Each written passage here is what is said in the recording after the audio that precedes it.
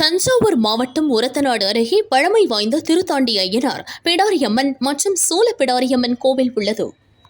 இக்கோவிலில் பெண்ணையூர் பகுதியைச் சேர்ந்த 1000 குடும்பங்களால் நடத்தப்படும் பாரம்பரிய கைதூக்கு தேர் திருவிழா நடைபெற்றது. 40 அடி உயரத்தில் 1.5 டன் எடை கொண்ட 3 தேர்களில் சுவாமிகள் எழுந்தருளினர்.